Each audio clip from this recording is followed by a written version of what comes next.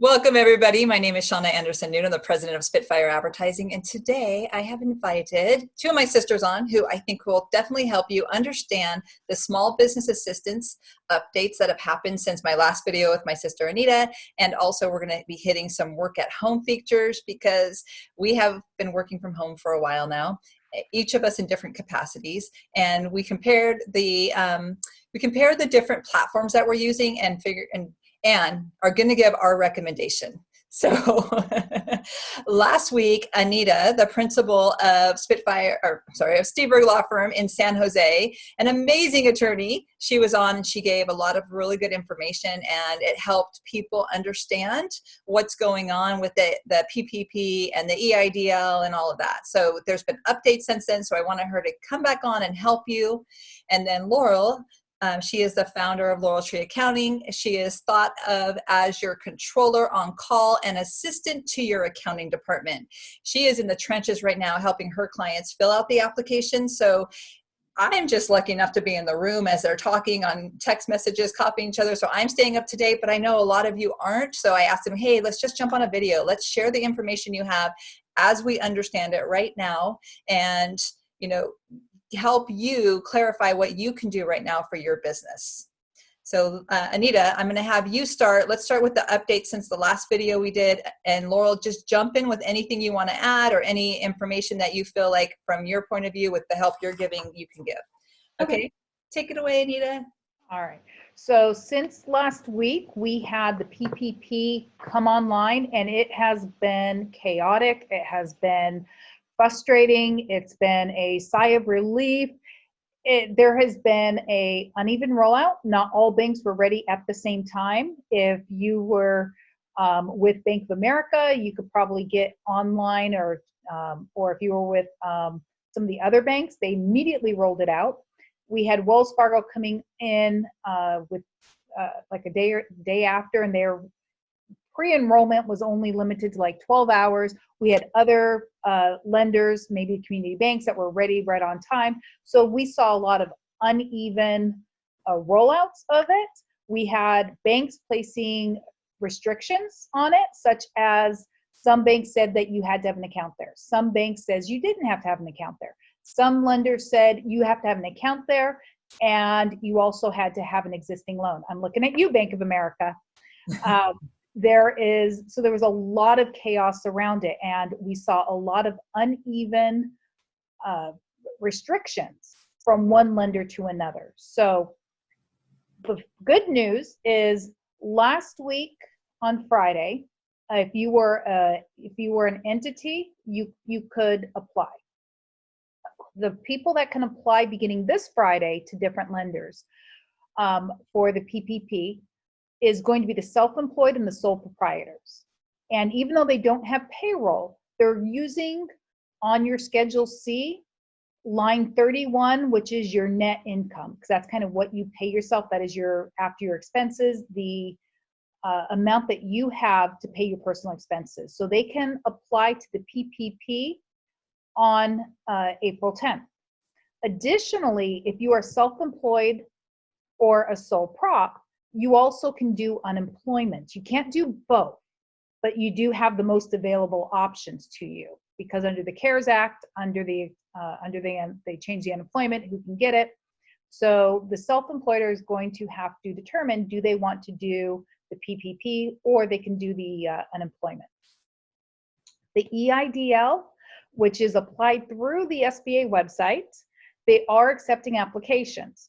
Now, there is not an email confirmation that you receive after you apply. They give you a confirmation number, write it down, print it out, whatever you need to do, because people are looking for an email confirmation. There is not an email confirmation that you received after you do the EIDL. And the EIDL has that up to $10,000 advance, and I'm going to talk to you about how that has changed.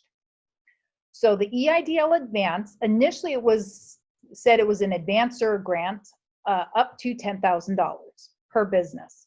Now, there has been a change of that on the last week. We saw an SBA bulletin. There was an article in Incorporated Magazine, INC Magazine, And on one of the senators of Hawaii has publicly stated that how they are going to determine the up to $10,000 advance. Even though the EIDL is to give a business revenue in place of their losses, the advance is going to be tied to how many employees you have. So if you're a sole prop, you're going to, it's $1,000 per employee. So if you're a sole prop, the assumption is that you're going to get $1,000 since you don't have any employees. If you have 3 employees, you're going to get $3,000. That is the advance. As of last week, it stated that you did not have to pay that back. I'm monitoring the SBA website to see if they come off of that. It is because these programs are still changing daily. I'm on screen share so you can't see it, but in my hand, I have Payroll Protection Program Loan off the Treasury website. It was updated as of April 8th. So we're doing this video on April 9th. This was updated at April 8th. I came across it around 9:30 last night. One of the additional resources or additional things that we have with the PPP is the 8-week period we know now begins not at the time of the disaster, but once you receive the funds through the PPP, that is when the 8-week period that for you to hire back your employees. Additionally, once the lender makes the disbursement of the loan, it has to be 10 days from date of approval. So you're going to receive an approval letter from your bank. You have to sign it. That's an approval. You've accepted it. Now they have 10 days to disperse. So you know how long it's going to go. So Anita, I have a question for you on that. Sure. So when you said that, for instance, self-employed people that are going to be coming up and applying for the PPP tomorrow on the 10th, you said they have to decide whether they're going to do unemployment or the PPP, but can they apply for unemployment and then once it's approved, get rid of their unemployment and do the PPP, or do they have to decide ahead of time, or do you not know? There's not been any guidance on it. I mean, and this is where we have a little bit of uncertainty and ambiguity, because I have not read anything that says, obviously, if you're going on unemployment and you're going on PPP, you are being reimbursed or have a stream of income to replace your wages or your payroll or your draws, however you want to classify it. I would think they have to choose one or the other. If you've ever been on unemployment, sometimes it's hard to get them to stop.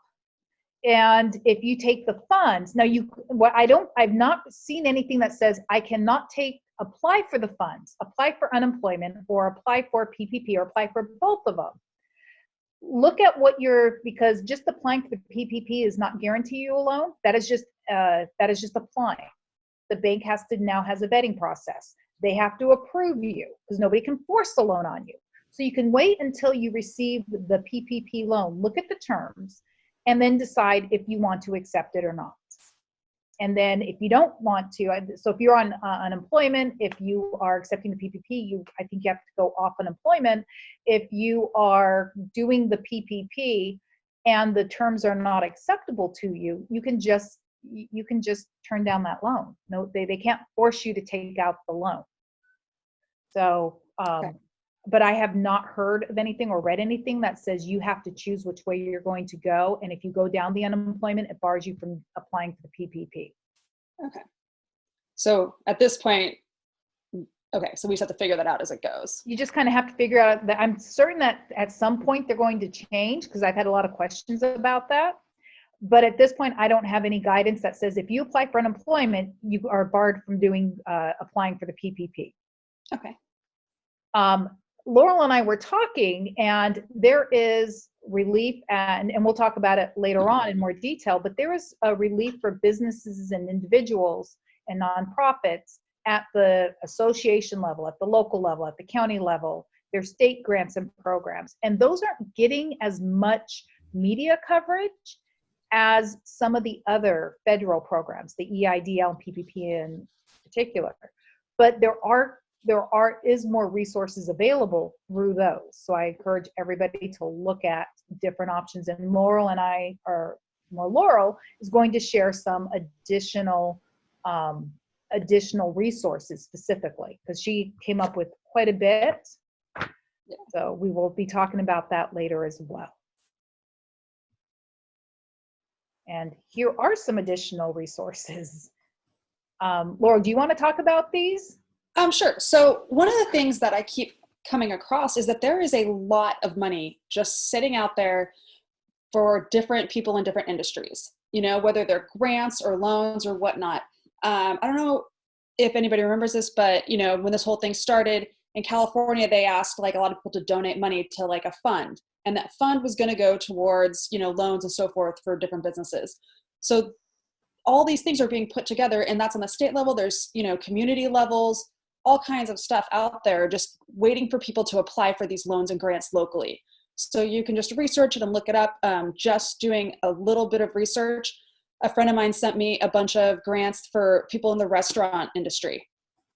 So if you look on here, there's a few grants for the restaurant industry, which is an incredibly hard hit, you know, community of people, and they really need these things. So, you know, go on here, apply for these grants, apply for, you know, what you can in order to get yourself through there. There's Grant Space is a really great website. It has grants for all kinds of industries. You kind of go through it and be like, okay, I can apply for this one and see which one fits your needs. I mean, there is money out there. People just have to take the time to go and apply for it. And it can be a little overwhelming, and you might have to go through some hoops to get it. But I think for a lot of people right now, it's worth it if it means keeping their business or their children fed. You know what I mean? Like it is a tough time for a lot of people. So if you wanted to go out there and look for these and apply for these grants, I would definitely say to do it. Anita knows more about the sales and use tax deferral that's coming up, so she could explain that one a little better than I could. But there's just definitely a ton. If just research it, look it up. You can use these links. These links that we put on here have a lot of them on there. I mean, there's no reason to be, you know, in such a bad place when those funds are there and they are available. Yeah, just to show, I was really impressed, Laura, when you came up with this list, because the USBG National Charity Foundation, that's specifically for bartenders. The restaurant workers is for people in the service industry. The Greg Hill Foundation is specifically to keep the restaurants running. I mean, I was just this, you know, with just these three, which are very specialized industries, and you would think that there wouldn't be anything out there for servers and bartenders. You know, these are great resources. And I looked at Grant Space and I was blown away. There's a lot of information on there. As far as California, one of their programs is a free deferral and use of sales tax for up to $50,000. So instead of remitting it to the state, you can keep it and use it for our operating expenses. The information regarding that is on the California, and this specifically to California, it's on California's sales tax agency site. It's also, if you go on to the state of California's website and they say resource COVID-19 resources for businesses, click on that link and it'll tell you all about that program. Additionally, California also has a small business loan guarantee program. So if you don't qualify for federal funds, they have their own program that they are doing if you don't qualify for whatever reason for federal funds. So it's definitely out there, and it's definitely worth looking at. And something that after talking to Laurel I did is I would put in different things of Google, like COVID relief. I'm trying to think what COVID relief grocery worker, California, or something along those lines. And it came up with quite a few programs, you know, and then it's a Google search. So you have to go through and review it. Like Laurel said, you may have to jump through certain hoops, but who would have thought that for specialized industries, these things are out there and they are private. You know, the Greg Hill Foundation is a private foundation. The Restaurant Workers Community Foundation, once again, it's private. The USBG National Charity Foundation, once again, it's a private foundation. So it's, you know, these aren't things that are coming through the government, but they're definitely out there. And Grant Space has a lot of information for businesses in general. And then some of them are more like, a couple of them I looked at was like a college application. You know, if you are 1-6 Cherokee and you're operating a business in this, you can qualify for this type of grant. But a lot of them are very narrow, or I'm sorry, more broad. So it's a great resource to go through. Okay, and then the California the deferral of the use and sales tax one is considered a loan, right? It does have to be paid back. It is not a grant at any level. Yeah. It just defers it for 2 years. And when that time comes, you have to have those funds available. Yes, it is a deferral. You're still going to get charged interest, but they will allow you, instead of remitting the sales taxes, to use them for your operational expenses for some time, but they do have to get paid back. So if you're going to do that, know that if you can't pay it back, you're going to be in debt to a government agency, and they are the worst to be in debt with, especially for sales tax. But they will sometimes businesses need to use them, and it gives them a way that they can, assuming that you have a clear path to pay it back after the use.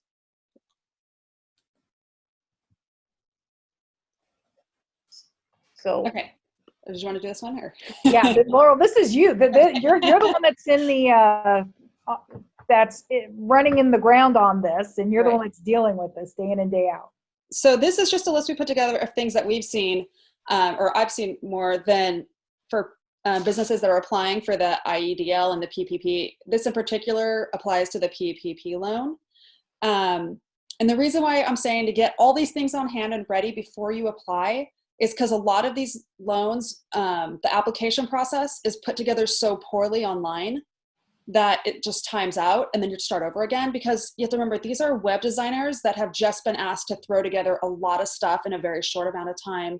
So it's not put together well, you know? The other day, you know, I was on one of the bank's websites and I was applying for it for a client, and it just, you know, you'd go so far and it wouldn't save anything. There was no back button.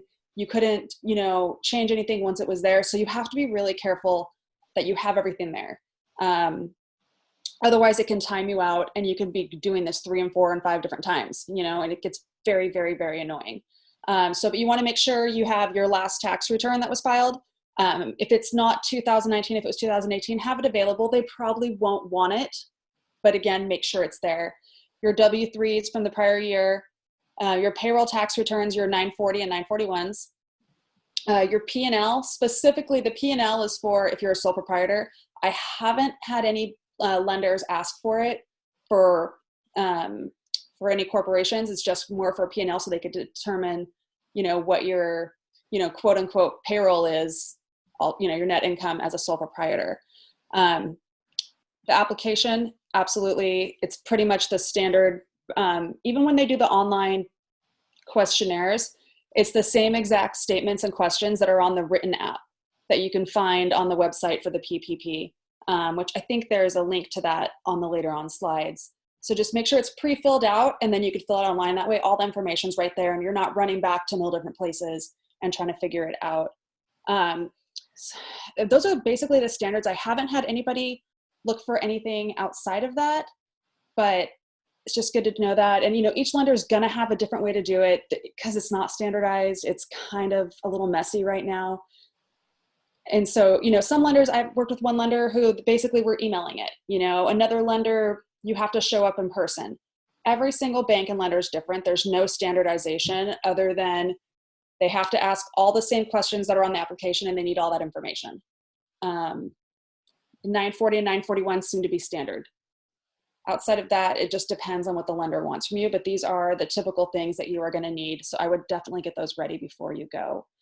And then from what I've been talking to banks, they won't give you a lot of information on when you're going to hear back, how long it takes for approval, because they don't know right now. They are kind of in the same boat that everybody else is in. You know, it's kind of a waiting game for us and them. Anita might know more about this than I do, but my understanding is they're kind of just waiting to figure out what to do next. So you turn in the application. It sounds like, you know, they go through some steps. They're going to ask you for more information. They're going to ask for another form to be filled out. It's going to go back and forth, and then eventually gets sent to the SBA, and then it gets approved. So for me, when I hear all these steps from when the lenders I'm talking to, I would say it's going to be a couple weeks. It's not a quick process. Nothing ever really is with loans. So that's kind of where you're at with it. Anita, do you have anything to add to that? Yeah, the EIDL, which is done, applied through the SBA, they have said that they're hoping they have a massive amount of applications. They are just now starting to assign them to individuals in their loan departments to help them process it, because the application online is not the final, that's not the end all be all. It was a very simple form. They're going to ask for additional documentation, maybe some more information. Once they have it, then they will send it to what's essentially in the private world we call the underwriter for approval. They said it's probably going to be next week or the week after before people start receiving calls from the individuals who are working their files. The PPP, I actually was talking to 2 other attorneys in a Facebook group, and they've actually have the PPP approved. So some of the banks are starting to fund those. It depends on the bank, who you're with. Wells Fargo over the weekend did a little inquiry, and then they shut it down like 12 hours later. It was a very short. It was not the full application. It was just the inquiry form. They are now, they're sending you an email saying you can apply when it's your turn, I guess. So not every bank is, once again, that's not an even rollout. Some of the people that the 2 people that I know that are with, got the PPP approved, are with smaller banks, smaller community banks. So take it for what it's worth. They are trying to, I think that they're trying to get it funded. There's a lot of questions about it that the bigger banks want answered. So I'm seeing an uneven rollout, but I do know that at least they're starting to fund at least some of the loans.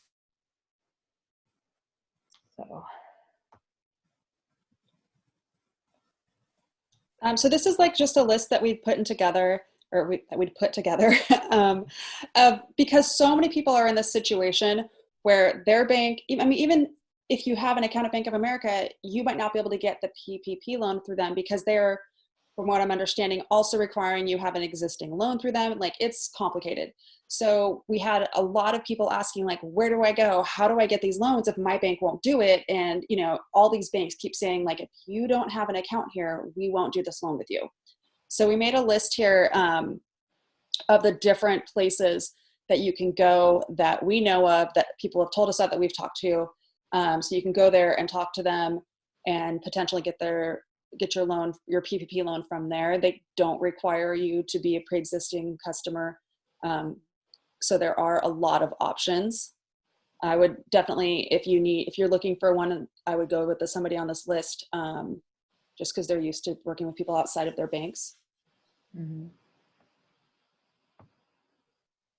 And then just for additional information, the PPP summaries, there's a link here to that, the EIDL summary with most up-to-date information.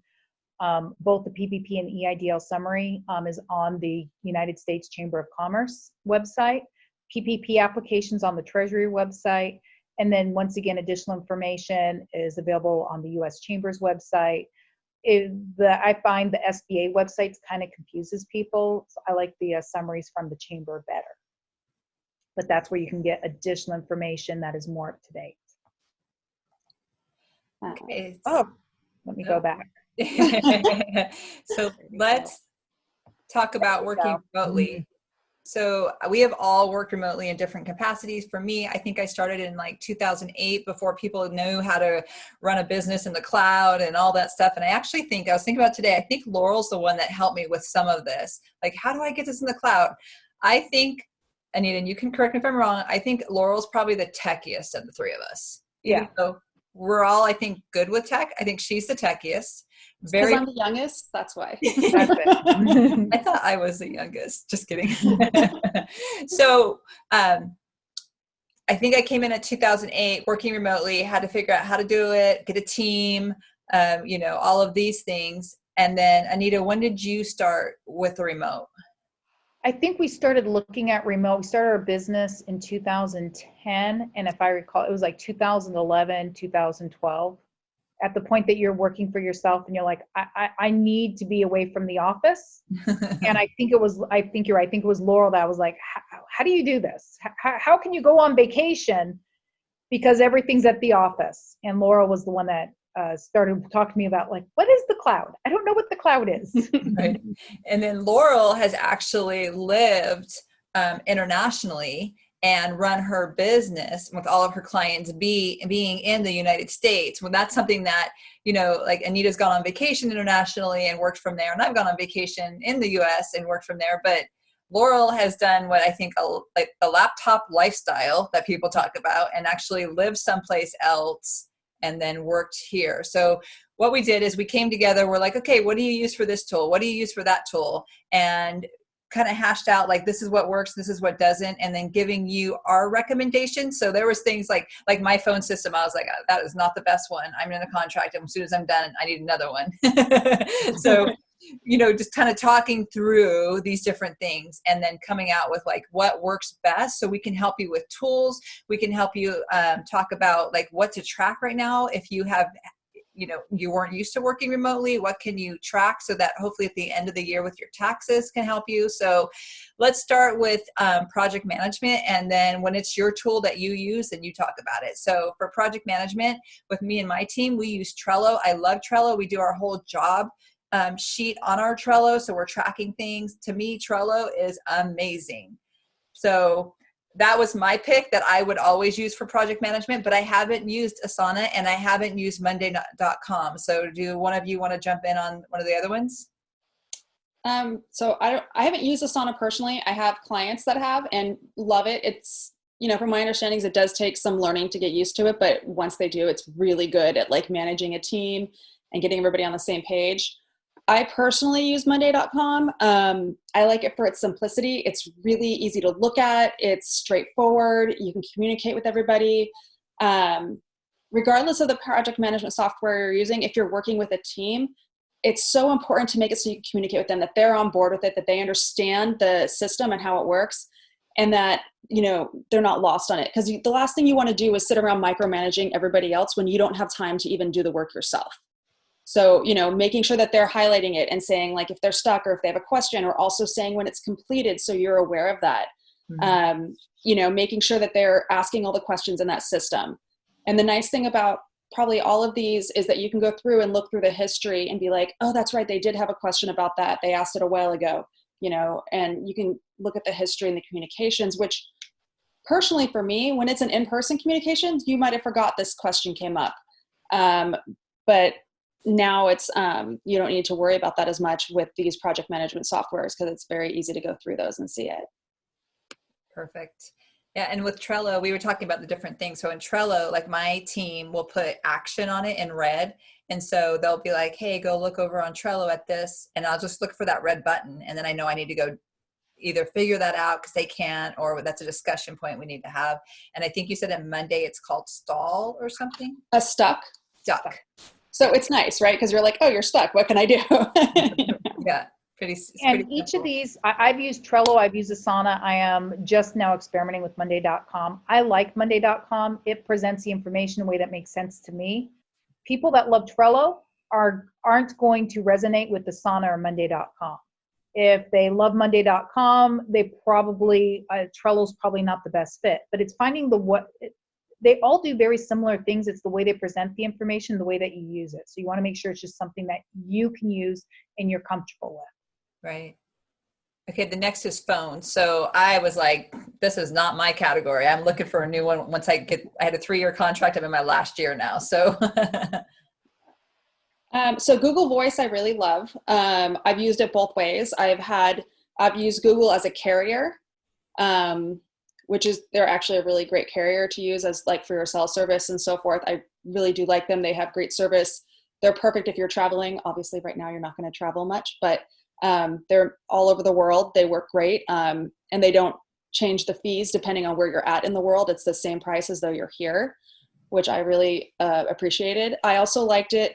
Like if I didn't want to carry around 2 phones for a long time, like I would have my business line and my personal line on one phone. And I would just set it so at night or at certain times of day, I wouldn't receive any phone calls from my Google Voice phone number, and it would go straight to voicemail, but I could still receive personal phone calls. And that was really great because I don't know how everybody else feels, but personally, I hate carrying around 2 phones. I kind of find it cumbersome and annoying, but so I've used it, so I've gone both directions. But right now I have 2 phones.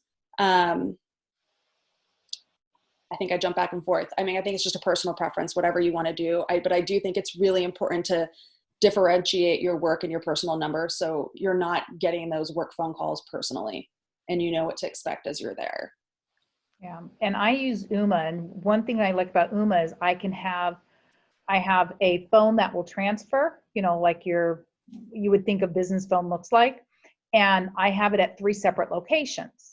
I also can, through the Uma system, I can put phones on and off. For example, if I'm going to be out of the office, I can put my cell phone. So if they call the business line, I can, it rings on my cell phone. I can take that off. So if you have an employee that you only want them to have ring it on their cell phone from 9 to 5, 9 o'clock you can put it on, 5 o'clock you can go back into the dashboard and take it off. And I really like that. And I like the fact that we can transfer calls if we're on the regular phone. Additionally, one of the features that I like about Uma, when it comes onto my cell phone, you don't know if it's a personal call or an office call.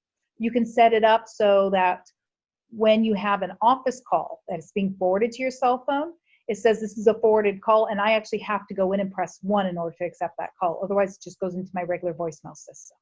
So immediately I can differentiate to say, is this somebody calling me like from my doctor's office, or is this a client calling? And there's a way to differentiate the personal and the office number. And so Google Voice is basically for like one phone. Like you're taking a phone, you're going to like have like a fake number on it, whatever, right? So you have that phone. Where Uma is like a whole system. When you're having it like come in, it's your, you've reached Steburg Law Firm, and do you want 1 for this, extension 2 for this, or whatever. So that's the whole system, and that's the difference in why we have 2 listed under phones. So moving over to the document storage, I think we kind of all have, because we have 3 listed, kind of all, have our favorites on that. And Dropbox and Google Docs, I think that most people are familiar with or have used. Do you guys have a preference on which, because I use both. Do you have a preference on which one you like to use more than the other? I like Google Docs better personally. I like it that it's all right in the same capacity. Like you don't have to have Microsoft Excel on your computer. You can use the Google Docs version of it, Google Sheets or whatever it's called. I like having all of that right there. I really appreciate being able to send clients a specific portion of a file, and us, integrate it together at the same time. I found that much easier. I used to use Dropbox years ago, and so I can't say anything about their current features, but I know for me, for ease of use and for storage and for having like all my processings and everything in one spot, that's why I prefer Google Docs with that. Do you guys know if Dropbox has those same capabilities? Well, the Dropbox doesn't have where you can I can do like a Google Sheet and, all of those things. So to me, that's why I kind of use both, because we do have Office, so we have Word and Excel and all of that. So we don't really use the Google Docs for that portion. And for me, so maybe I'm old, for me, like going from the Microsoft Office suite, and using those and then going over to Google Docs, sometimes things are harder or in different locations. So, we just have it, we use it. I think that's part of the change. You don't really want to switch over when you're really good at doing something one way. And Box.com, I have never used, but I know, Anita, that you use it. I use it a lot, and Box.com is just a storage. You can't go into Box and create a Word document. It is only for storage. I like Box.com over Dropbox. I think the security features are better as far as confidentiality, privacy, hackability, all of that good stuff. I think Box.com and Dropbox are comparable. Google Docs to me is a separate system because you can actually create the documents. Box.com, I can create something on Word, and then I have to upload it to Box or Dropbox for storage. Got it. Whereas Google Docs, you can create the document and it can be stored there and it can be shared from there. Got it. So I think Google Docs to me is different than Dropbox or Box.com. That's true. That's true.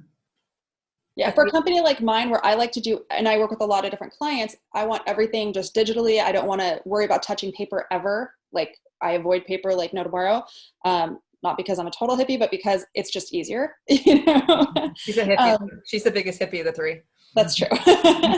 But so it's just so much easier to have everything in one place. And I found that Google Docs was like the easiest way to simplify that and to make that possible for my clients and so forth.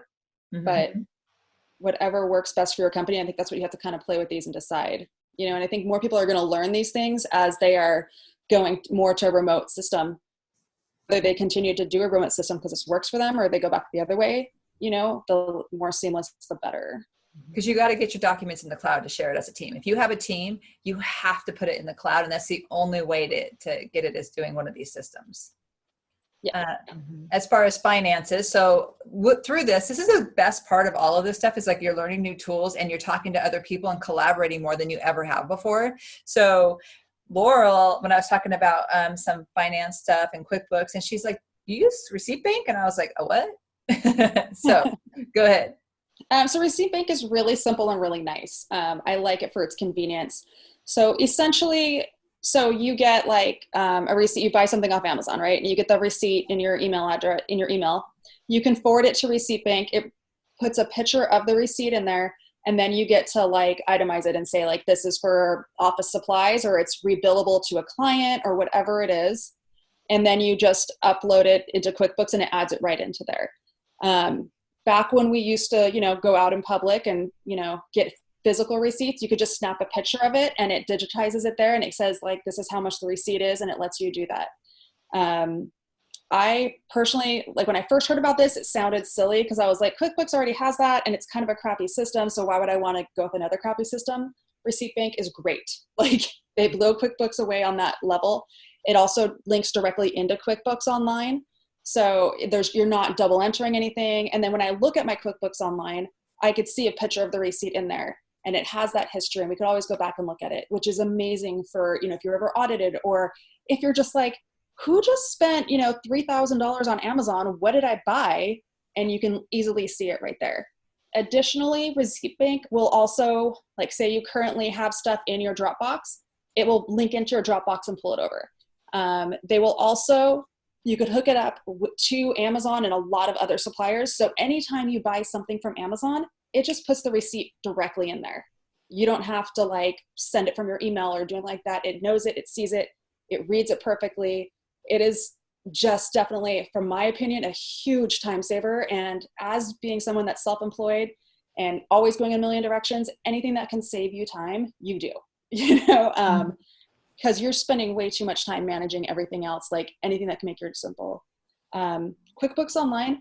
So up until a few years ago, I swore it was a terrible system. It was antiquated. Even though it was new, it didn't have very much stuff in there. You couldn't do many things with it. You couldn't track inventory. It was a disaster. In the last few years, they've actually made it very similar, if not better than the QuickBooks desktops. The benefit of it also is you don't have to use like an AWS or some other system in order to link it with other people from remote systems. I could be here, Shauna could be in Silicon Valley, somebody else can be in Europe, and you're all seeing the same exact stuff. You literally log onto a website, all your information's right there. It's great. Like it's so simple, it's straightforward. You can also make it so, maybe as a business owner, I don't want everybody seeing like what's in my bank account, but I want them to, build customers. They could do that. There's like certain controls you could do. So no, everybody sees everything. It's great. And also as somebody who maybe my workplace isn't the same place all the time, I don't have to worry about like, oh, I didn't bring the right computer home with me, or I didn't do these certain things. Like it just makes it really simple to have everything right there at your fingertips. Agree.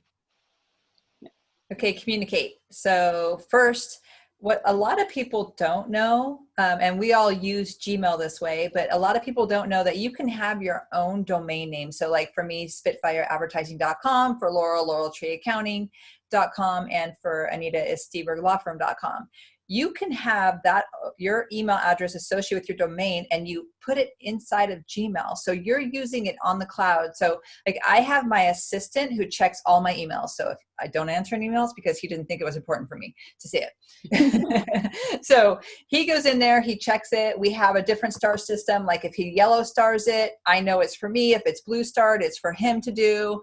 You know, if it's red and there's no star, it means that he either handled it or I don't need to see it, right? Freeing up my time, because I think as somebody who runs a business, you can just get so inundated with email and tied down to it. And you don't need to see everything. You only need to see certain things. So taking Gmail and putting your email, like your regular email in it that you're using in Outlook or however you're doing it, you integrate it inside of Gmail, it's perfect because then it's in the cloud. So when my assistant is checking mine, right, it's showing me that it's red. It's showing me it's unread. We have our stars, the different things that you can do with it that when we tried it with Outlook was really cumbersome. I feel like Gmail it's hands down way better. And then Hangouts I've never done. So if you guys have any input about Gmail or Hangouts, go ahead. So Hangouts, great. I use it a lot with my team just to communicate. It's just like you can use it as a, that's right. We're like, we're Skype where you could just send little quick messages back and forth, like a very easy communication device. Hangouts will do the same thing. So like, if we say we don't put the information in our project management software, how about they're just saying, hey, I'm starting working for the day, just so you know. That's how we communicate. We text each other through that. And you can get it online. Like I have Hangouts on my computer, on my cell phone, on my iPad, it's like, it's everywhere. So it's really easy, which is, really comes down to when you're working with a remote group, the better communication, the better. The more you can communicate, the more ways to communicate, just do it. Anything needed from you on Gmail? No, I love the versatility of Gmail. I can go onto a computer. I can go on whatever device I want. I can check it. It does not matter the country where I'm at. I can check it from the courthouse. I can check it when I'm on the beach in Jamaica. I love it. And I also like a lot of the functionality that Gmail has that with Outlook, I find it clunkier. Mm-hmm. And you can do the paid Gmail. I just use the free one. Mm-hmm. Yeah. So that's especially right now when you're trying to cut expenses, right there, it's free. And what Laurel was saying about Hangouts, I haven't used Hangouts, but we use Slack for my team. My team communicates through Slack. I love Slack. I think it's awesome. It's made everything so much easier and better. What she was talking about when they check in the morning, when they start their day, they just say good morning. We check in on each other, and more checking in on each other now than ever before. Like, how's your family? Because I think right now it's important with your team that you're checking on their mental state and making sure that they're okay. So Slack does a lot of different things. You can star, or I think it looks like this week they're changed it over to the word save. But so if my assistant or one of my team members says something and I don't have time in the middle of a project, I can just star it or save it and then go back later and I can sort it by that. And I'll be like, okay, I need to do this, this, and this, and this. So it basically becomes your to-do list and all you've done is click a button. Any other thing about Slack with you guys? I've never used Slack, but after you saying that, I kind of want to try it. So I will give you a tutorial. All right. Yeah. And so one of the things with Slack that I didn't like is that, you can type a message, right? And you can do phone calls through Slack, but there's times where it's too much for a written message, right? Or could be confusing. And I'm not wanting to take the time to do a phone call. So I found this integration called Recordify, and it just integrates right into Slack. So basically it's an app. I push a button, I hold it down and I talk. And when I release the button, and in there I've picked who it's going to go to, I release the button and it automatically sends that message. So I'm like, here's a 1-minute message about this. Like I did it today. And they're like, okay. And they reply back in text. Okay, got it. And what I have my team do is say it back to me of what the action is they're going to take, because that's one thing I've learned over the years. What I say and what somebody hears is like playing telephone, and it could be totally misinterpreted and then it's wasted time. So if I say it, they say it back. Okay, I'm going to step 1, 2, 3. And I'm like, okay, perfect. You got it. So if you do Slack, Recordify is awesome. So anything over on Communicate before we move on to Time Tracker? I think that's good. Nope. Okay, so Time Tracker. Laurel, the first 2 are yours. Okay, so one of the things that I always hear the biggest concerns is with having remote employees is, how do you know they're actually working? You know, how do you make sure that when they say they're doing stuff, it's actually getting done? How, you know, it's a trust, right? Because we're also used to physically seeing somebody sitting there and maybe they're not doing anything. I mean, and you know, that takes time, and it takes it with each individual person. Time Doctor and Hubstaff are very similar from my understanding. I've used Time Doctor, and it's great in that it does screenshots of like when people are working, right? So I can see like, okay, this is what they're working on, you know, and I don't have to like ask them every 5 minutes. And I could also see if they're not doing anything. That doesn't usually happen, but you know, because most people are pretty honest, but you know, it fills in on that space. It also, you know, you could even just glance at it. It also shows the number of keyboard taps and mouse movements and, you know, stuff like that. So you could just see they're not just like on a screen and sitting there. You can see that they're being productive, which is really important. And, you know, after a while, you don't even look at those things because you learn to trust the people there, you know, but sometimes trust is really hard, especially for people that are self-employed and used to like doing everything themselves, you know, and that's really difficult. Do you guys have anything else about Time Doctor or? I've never used Time Doctor. Okay. T-Sheets is just basically a time tracking software. So like, for instance, with me, like I have a lot of hours that are billable.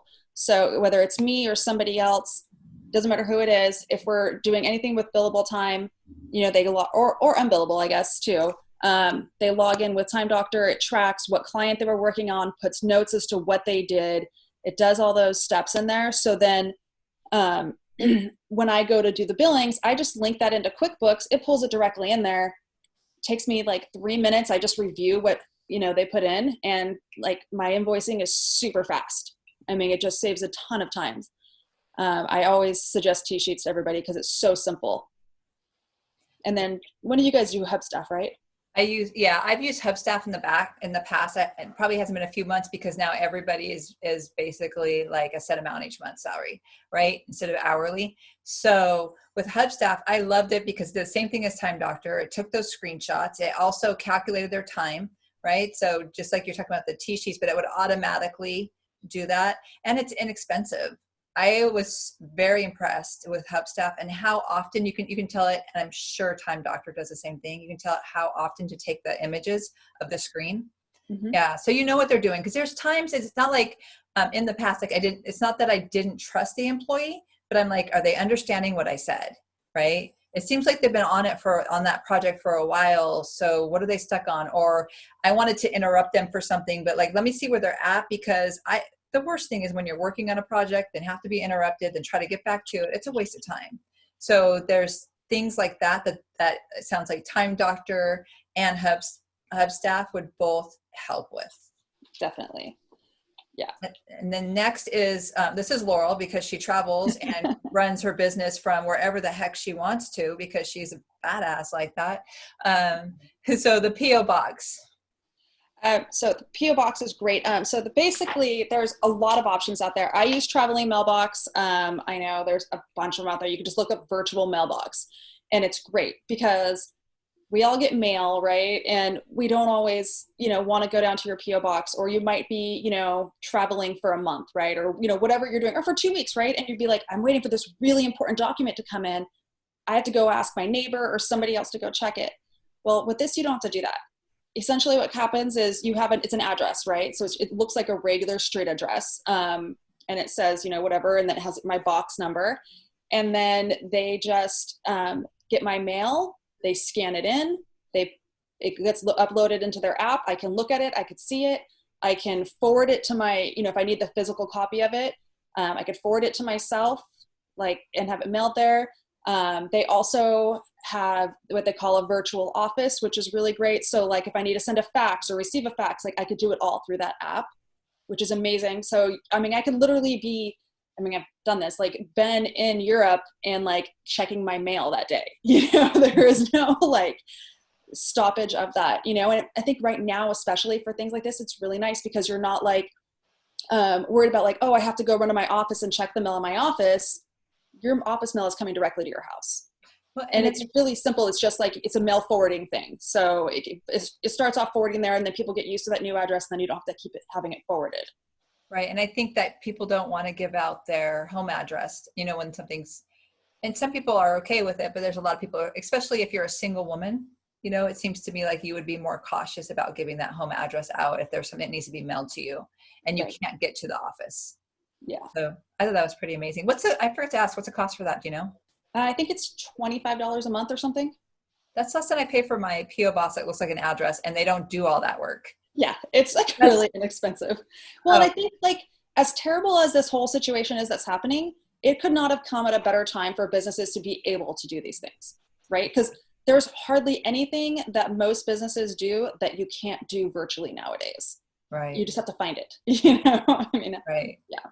Wow.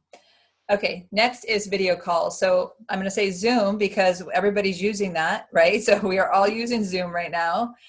One thing that I didn't know until the last few days, and I told Laurel and Anita, Anita's like, oh yeah, you didn't know that? I didn't know that you had the option of breakout rooms. And so, Anita, do you want to talk about how attorneys are using that? And then we can all just, figure out how we can use it best for all of us. Yeah, so a lot of attorneys are using it during this time as for mediation. So because you can't bring the plaintiff and their attorney together, the defendant, their attorney together, and the mediator all in one room like you normally would, and then break out into separate rooms, the mediation is now occurring through Zoom. And the mediator will do something like we're here, that we're all on the same screen. We can all communicate to kind of go over the basis of what mediation is, what his roles are, to do the general thing when the group comes together. And then he will set out separate rooms. Plaintiff and their attorney go into one virtual room.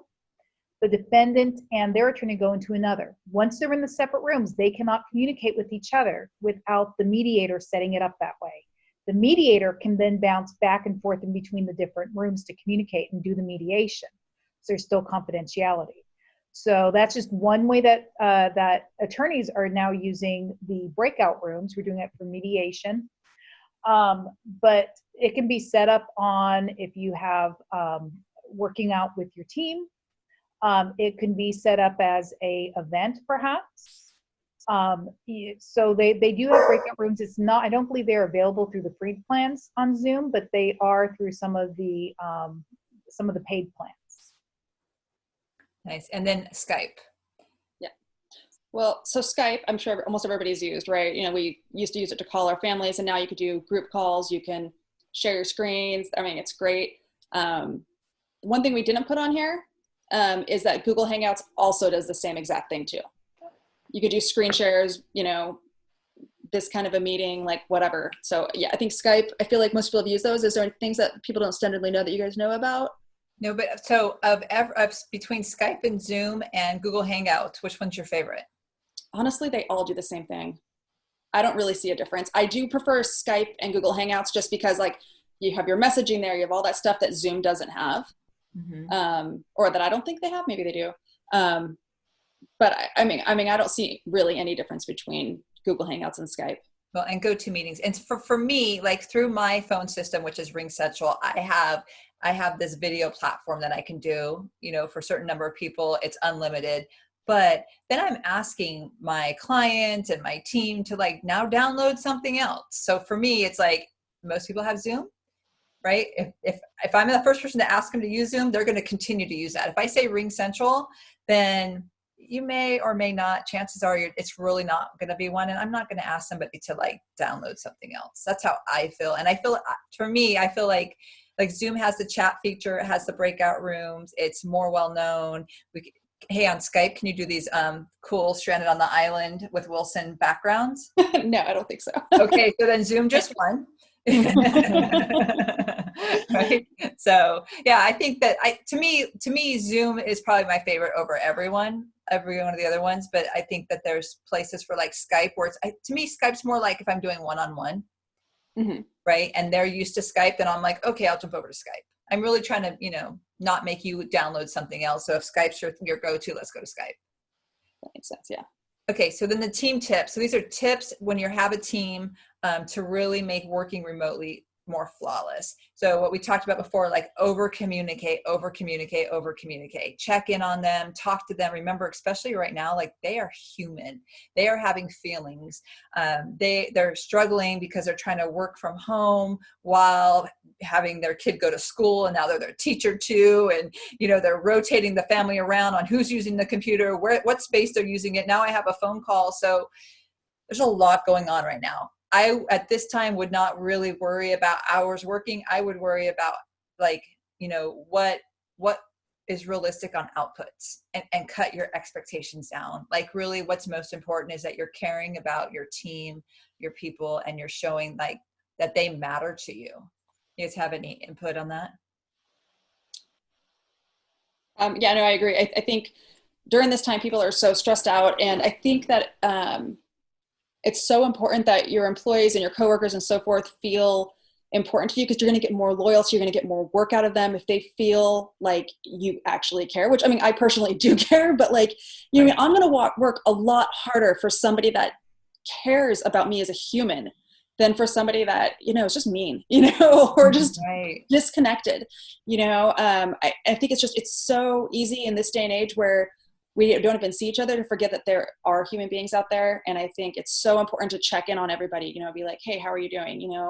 Are things okay? What's going on with you? Because we're all going through our own struggles right now in different ways.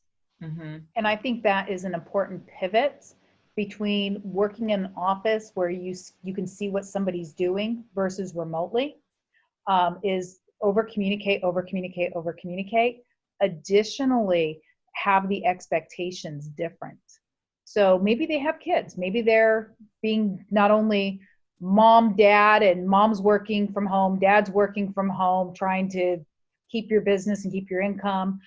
Now you all have the kids running around. You expect to be a teacher, plus, so many things that are crazy.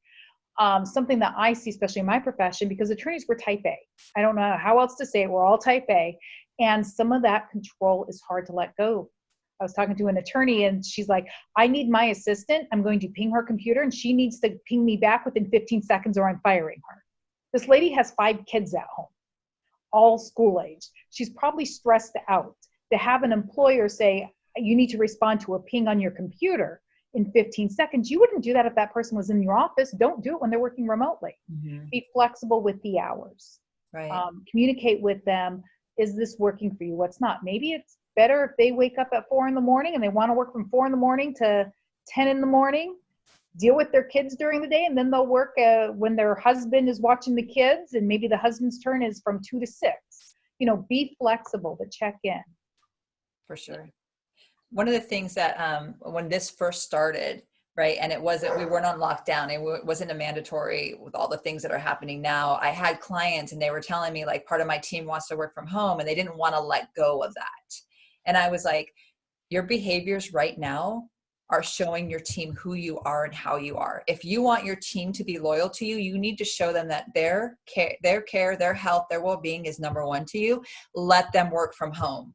Let them go. Like, do not micromanage. You let them work from home. That is because if they're at work and they're stressed out about, Joe's walking by and he might have it and that's not 6 feet away and, all the things that are going on, what are you getting out of them? Except they're just hating you because you're not allowing them to feel safe. So I think that, remembering your team as human and over communicating when you're delegating, saying back, those things that we've talked about are probably the most essential of everything that you can do with a team. So Laurel, this is yours. Tracking expenses, because now people are working from home and they're asking, I've been asked several times, so what do I track? What do I not? What can I write off? So go for it. So this is like what I always, and I wouldn't give the different advice now versus, before. Track as many things as possible.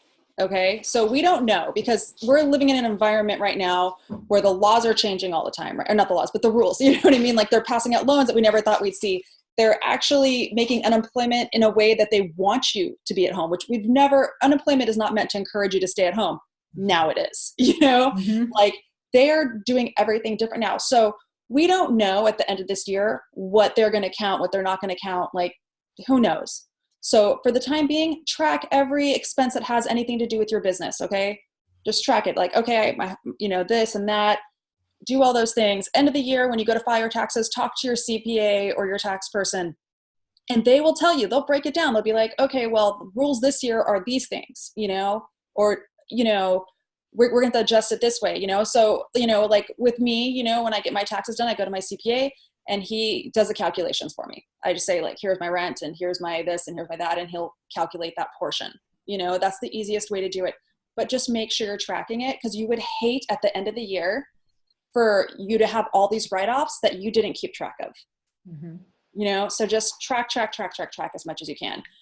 Track your Wi-Fi, track your the bill, track your cell phones, keep, those are all standard things that you would do anyways, but just anything that you can do that has to do with your business, keep track of it. If you go out and you buy a desk to be working from home for that specific use, keep that, used, receipt bank or any of these things and track it, whatever it takes, just make sure you have those, because you'd rather have too many things tracked, too many things that you are on top of and then have to take them out, than have not enough there and then you miss your write-offs.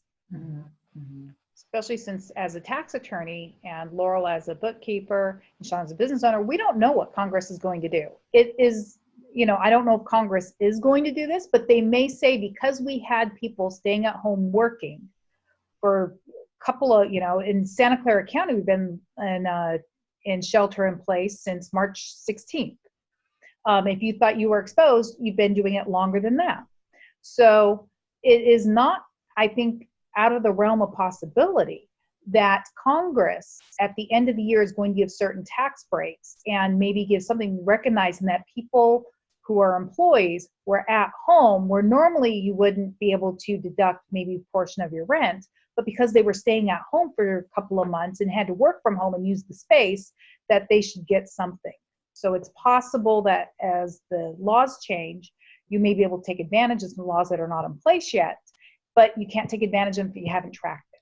Right. So two things that just came up when you guys were talking is what you can write off having a home office is that space, right? Like in the past, that's what it's been, is this amount of space. So don't think that, and Anita and I were talking about yesterday with Laurel, and we're like, okay, well, some people think like I sat here in the office and I worked, and then I moved into the living room and brought my laptop in there too. And then I went into the kitchen and sat at the table, and it's like, no, like a designated place for your work. And then, figuring that out. And of course, like, we don't know how any of this is going to pan out at the end of the years, but like figuring out that space that you're using now, I think would be a good part of what you're tracking, along with the bills that are coming in for your rent, or mortgage and utilities and all of those things. The second thing is, Anita, on your first video, your advice was keep a separate bank account for these loans, the grants, etc., right? So that you're keeping everything clean. So, if it comes back and you're doing asking for forgiveness or something else, it's clean. You're not trying to dig into your other bank account. So I think you should reiterate that. So if you are getting specifically the PPP loan, you can apply. It starts off as a loan, and then at some point in the future, they're going to put a process where you can ask for forgiveness of that loan, turn it into a grant or a matter that doesn't have to be paid back if you meet certain criteria. And they're still coming up with that certain criteria, and we don't exactly know what that process is going to be. One of that, in order to be forgivable, is out of the amount that's forgiven, 75% of it has to be used on payroll, at least 75%. The other 25% can be used for your rent for your business and utilities. But you have to show that you use specifically the PPP funds. So best practices is, in order to show that those expenses came out of PPP funds, when you get the PPP loan, do not commingle it into your regular bank account. Open up a separate bank account specifically for that, and then only pay out of that your expenses that are relatable to the forgivable expenses. It makes it very easy to audit and to apply for forgiveness, I think, once they get the process set up, versus them saying, well, no, you use the revenue that came in, or you use the EIDL funds for that. No, I use the PPP funds. I opened up a separate account. Here's the deposit. That's the only thing that went in there.